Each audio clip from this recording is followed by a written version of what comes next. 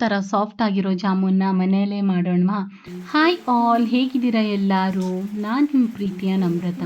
ಬನ್ನಿ, ಇವತ್ತು ಶಾಪಲ್ಲಿ ಸಿಗುವಂತಹ ಜಾಮೂನ್ನ ಮನೆಯಲ್ಲೇ ಹೇಗೆ ಸುಲಭವಾಗಿ ಮಾಡೋದು ಅಂತ ತೋರಿಸ್ತೀನಿ. ಈ ವಿಡಿಯೋನ ಕೊನೆ ತನಕ ನೋಡಿ. ಪರ್ಫೆಕ್ಟಾಗಿ ನಿಮಗೆ ಒಂದು ಸೀಕ್ರೆಟನ್ನು ಹೇಳ್ಕೊಡ್ತೀನಿ. ಹಾಗೆ ಮಾಡಿದರೆ ಜಾಮೂನು ತುಂಬಾ ಸಾಫ್ಟಾಗಿ ಸೂಪರಾಗಿ ಬರುತ್ತೆ. ಇದು ಡ್ರೈ ಜಾಮೂನ್ ಆಗಿರುತ್ತೆ. ಪಾಕ ಜಾಮೂನ್ ಬೇಕಂದರೆ ಇನ್ನೊಂದು ಬ್ಲಾಗಲ್ಲಿ ಮತ್ತೆ ಸಿಗ್ತೀನಿ ನಿಮ್ಮ ಜೊತೆ, ಆಯಿತಾ? ಸೊ ಇವಾಗ ಫಸ್ಟು ಸಕ್ಕರೆನ ತೊಗೊಂಡು 2 ಕಪ್ ಸಕ್ಕರೆ ತೊಗೊಂಡ್ರೆ ಅದಕ್ಕೆ ಅರ್ಧ ಕಪ್ ಅಷ್ಟೇ ನೀರನ್ನು ಹಾಕಿ ಪಾಕ ಮಾಡೋಕ್ಕೆ ಇಟ್ಕೊಂಡ್ಬಿಡಿ. ಅದಾದಮೇಲೆ ನಾನಿಲ್ಲಿ 2 ಕಪ್ ಜಾಮೂನ್ ಪ್ಯಾಕೆಟ್ನ 2 ಪ್ಯಾಕೆಟ್ ಜಾಮೂನ್ನ ಯೂಸ್ ಮಾಡಿದ್ದೀವಿ. ಸೊ ಪೌಡ್ರನ್ನ ಹಾಕಿಬಿಟ್ಟು ಅದಕ್ಕೆ ಹಾಲಲ್ಲಿ ಕಲಿಸ್ಬೇಕು. ಚಪಾತಿ ಹಿಟ್ಟಿನ ಥರ ನಾದು ಕಲಿಸ್ಲಿಕ್ಕೆ ಹೋಗಬಾರ್ದು. ಎಲ್ಲ ಹಿಟ್ಟು ಮಿಕ್ಸ್ ಆದರೆ ಆಯಿತು. ಸೊ ಅದೇ ತುಂಬ ತೆಳ್ಳಗೂ ಆಗಬಾರ್ದು, ಹಾಗೆ ತುಂಬ ಗಟ್ಟಿಯಾಗಿಯೂ ಆಗಬಾರ್ದು. ಚಪಾತಿ ಥರನೇ ಸಾಫ್ಟ್ ಇರಬೇಕು, ಆದರೆ ಎಲ್ಲ ಸೇರಿಸಿ ಎಲ್ಲ ಒಟ್ಟುಗೂಡಿಸಿ ಕಲಸಿದ್ರೆ ಆಯಿತು. ತುಂಬ ನಾದಲಿಕ್ಕೆ ಹೋಗಬಾರ್ದು. ನಾದಿದ್ರೆ ಜಾಮೂನ್ ಚೆನ್ನಾಗಿ ಬರಲ್ಲ. ಪಾಕ ಒಂದೆಳೆ ಪಾಕನೇ ಇರಬೇಕು, ಆಯಿತಾ? ಸಕ್ಕರೆ ಕರಗಿದ ತಕ್ಷಣ ಗ್ಯಾಸ್ ಆಫ್ ಮಾಡಿಬಿಡೋದು ಇಲ್ಲ ಗಟ್ಟಿ ಮಾಡೋದು ಮಾಡಿದರೆ ಜಾಮೂನ್ ಚೆನ್ನಾಗಿ ಬರಲ್ಲ. ಇಲ್ಲಿ ನೋಡಿ, ಒಂದೆಳೆ ಪಾಕನ ನಾನು ಪರ್ಫೆಕ್ಟಾಗಿ ತೋರಿಸ್ತಾ ಇದ್ದೀನಿ. ಇಷ್ಟು ಬಂದರೆ ಸಾಕು. ಗ್ಯಾಸನ್ನು ಆಫ್ ಮಾಡಿ ಮುಚ್ಚಿಟ್ಬಿಡಿ. ಅದಾದಮೇಲೆ ಇಲ್ಲಿ ರೌಂಡ್ ಬಾಲ್ ಆಗಿ ನಿಮ್ಗೆ ಯಾವ ಥರ ಜಾಮೂನ್ ಬೇಕೋ ಆ ಶೇಪಲ್ಲೇ, ಬಟ್ ಚಿಕ್ಕದನ್ನೇ ಮಾಡಿ. ತುಂಬ ದೊಡ್ಡದು ಮಾಡಿದರೆ ಸಕ್ಕರೆ ಪಾಕದಲ್ಲಿ ಹಾಕಿದ ತಕ್ಷಣ ಉಪ್ಕೊಂಡ್ಬಿಡುತ್ತೆ. ಎಣ್ಣೆನೂ ಅಷ್ಟೇ ಹದವಾಗಿ ಕಾದಿರಬೇಕಾಯ್ತಾ? ಜಾಮೂನ್ ಹಿಟ್ಟು ಕಲಸೋಕ್ಕಿಂತ ಮೊದಲೇ ನೀವಿಲ್ಲಿ ಎಣ್ಣೆನ ಬಿಸಿ ಮಾಡೋಕೆ ಇಟ್ಕೊಂಡ್ಬಿಡಿ. ನೋಡಿ, ಹದವಾಗಿ ಕಾದಿರುತ್ತೆ. ಸ್ಲೋ ಫ್ಲೇಮಲ್ಲಿ ಇಟ್ಕೊಂಡು ಎಲ್ಲ ಜಾಮೂನ್ ಅಟ್ಲೀಸ್ಟ್ ಒಂದು ಸಾರಿ ಒಂದು 10 ಇಲ್ಲ 12 ಜಾಮೂನನ್ನು ಉಂಡೆ ಮಾಡಿ ಇಟ್ಕೊಳ್ಳಿ. ಅದನ್ನು ಒಂದು ಬಂಡಿಗೆ ಬಿಟ್ಬಿಡಿ. ಸ್ಲೋ ಅಲ್ಲಿ ಹಾಕಿ ಎಲ್ಲ ಜಾಮೂನ್ನ. ಅದಾದಮೇಲೆ ಎಲ್ಲ ಜಾಮೂನ್ ಹಾಕಾದ್ಮೇಲೆ ಏನು ಮಾಡಿ ಅಂತಂದರೆ ಹೈ ಫ್ಲೇಮ್ ಮಾಡಿ ಒಂದು ಸಲ. ಯಾಕಂತಂದರೆ ತುಂಬ ಸ್ಲೋಲಿದ್ರೆ ಜಾಮೂನು ಒಡ್ಕೊಂಡು ಬಿಡುತ್ತೆ. ಇದನ್ನು ಮಾತ್ರ ನೆನಪಲ್ಲಿ ಇಟ್ಕೊಳ್ಳಿ.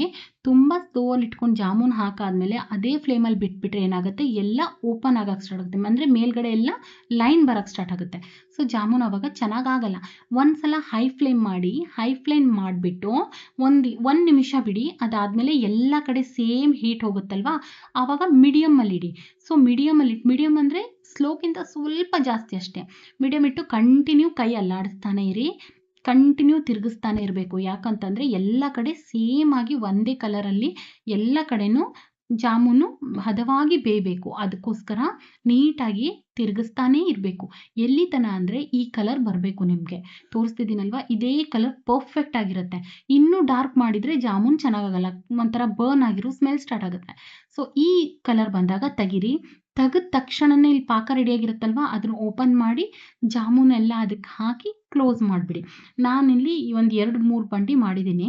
ಸೊ ಇಲ್ಲಿ ಒಂದೇ ಮಾಡಿರೋದನ್ನು ತೋರಿಸಿದ್ದೀನಿ. ಇನ್ನೊಂದು ಮತ್ತೆ ನಾವು ಮಾಡಿ ಓಪನ್ ಮಾಡಿ ಸಕ್ಕರೆ ಪಾಕನ ಮತ್ತೆ ಹಾಕ್ಬಿಡ್ತೀವಿ. ಸೊ ಅವಾಗ ಏನಾಗುತ್ತೆ, ಆ ಸಕ್ಕರೆ ಪಾಕ ಬಿಸಿನೂ ಇರುತ್ತಲ್ವ, ಸೊ ಚೆನ್ನಾಗಿ ಕೂತ್ಕೊಳ್ಳುತ್ತೆ. ಆವಾಗ ತೆಗೆದು ನೋಡ್ಲಿಕ್ಕೆ ಹೋಗಬೇಡಿ. ಸೊ ಒಂದು ಸಲ ಓಪನ್ ಮಾಡಿ ಕ್ಲೋಸ್ ಮಾಡಿದರೆ ನೆಕ್ಸ್ಟ್ ನೈಟ್ ಮಾಡಿಟ್ರೆ ಬೆಳಿಗ್ಗೆನೇ ಓಪನ್ ಮಾಡಿ. ಸೊ ಆವಾಗ ಫುಲ್ ಎಲ್ಲ ಸಕ್ಕರೆ ಪಾಕ ಎಲ್ಲ ಹೀರ್ಕೊಂಡು ಸೂಪರಾಗಿರುತ್ತೆ. ಫುಲ್ ಡ್ರೈ ಇದೆ, ನೀವು ನೋಡ್ಬೋದು. ನಿಮಗೆ ಪಾಕನೇ ಕಾಣಿಸ್ತಿಲ್ಲ. ಫುಲ್ ಡ್ರೈ ಆಗಿ ಸೂಪರಾಗಿ ಬಂದಿತ್ತು. ಇದು ಮಾತ್ರ ಎಷ್ಟು ಅಂತಂದರೆ ನಿಮ್ಮ ಹಿಂಗೆ ಕೈಲಿ ಹಿಡಿದ್ರೆ ನಿಮಗೆ ಅನ್ನಿಸ್ತಾ ಇಲ್ಲ, ಓ ಇದು ಪಾಕ ಇದೆ ಅಂತ. ಬಟ್ ಒಳಗಡೆ ಅಷ್ಟೇ ಜ್ಯೂಸಿಯಾಗಿ ಬರುತ್ತೆ. ನಾವು ಹೊರಗಡೆಯಿಂದ ನಾನು ಆಮೇಲೆ ತೋರಿಸ್ತೀನಿ, ನೀವು ನೋಡ್ಬೋದು ಲಾಸ್ಟಲ್ಲಿ ಎಷ್ಟು ಚೆನ್ನಾಗಿ ಬರುತ್ತೆ ಅಂತಂದರೆ ಅಷ್ಟು ಸೂಪರಾಗಿ ಬಂದಿತ್ತು. ಸೊ ಆ ಸೀಕ್ರೆಟ್ ಏನಪ್ಪ ಅಂತಂದರೆ, ನೀವು ಜಾಮೂನ್ ಹಿಟ್ಟು ಮಿಕ್ಸ್ ಮಾಡ್ತಿರುವಾಗ ಒಂದು 2 ಟೇಬಲ್ ಸ್ಪೂನಷ್ಟು milk ಪೌಡ್ರನ್ನ hockey.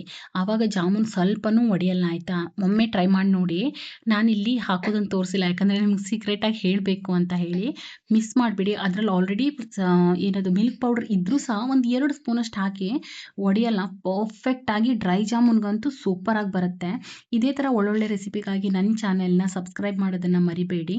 Thank you all.